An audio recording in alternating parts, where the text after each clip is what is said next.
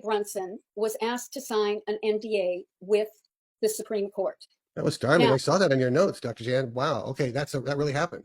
I didn't know well, that was a thing. yeah, it did really happen. And even though Lloyd Brunson is asking people to send letters to the Supreme Court in support of his legal case, it's important that the court understands that the momentum is still there. That is Good. really, really important. Now, I have no idea because they might have ruled, but we don't know how they ruled. We don't know if they ruled on a portion or they dissected it. So we don't have any of that information. But I also know that the military asked Clarence Thomas to withhold announcing his results for the Florida 2022 case, which could also have implications to 2020. And the reason the military asked him to not release it yet, I guess is the easiest way, is that there is still concern about civil unrest. Can I ask you right here in this point, because there's even some more points you're going to talk about, do you feel like in the big picture things, or even the minutia of it, that Trump has got counterinsurgency stuff for all of this stuff? He knows where he's going to go if they try this, they try that. It's not only Trump. Okay, it's the military. It's the military.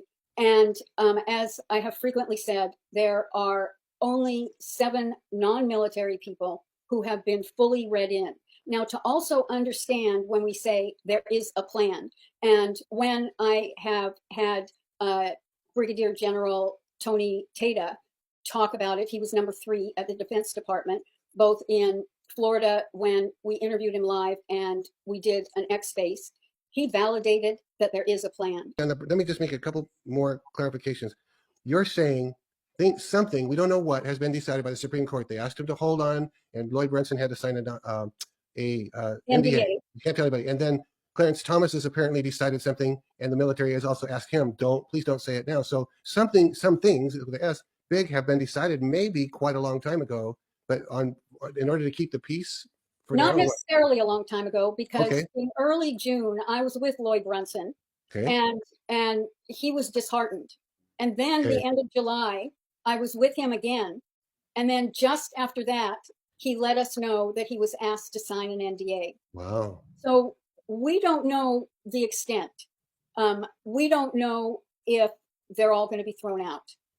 For people who are unfamiliar, very briefly, Lloyd Brunson brought a case against 385 elected officials for dereliction of duty when it came to certify the election on January 6th. And it has been with the Supreme Court. It has not died. It has not been rejected. It has constantly been on a shelf, but with encouragement.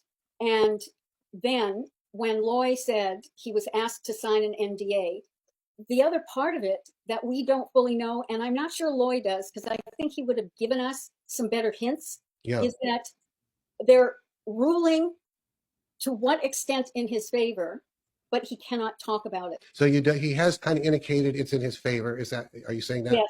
Well, they indicated to him that they are considering some of the motions that he brought forth. Okay. So, wow.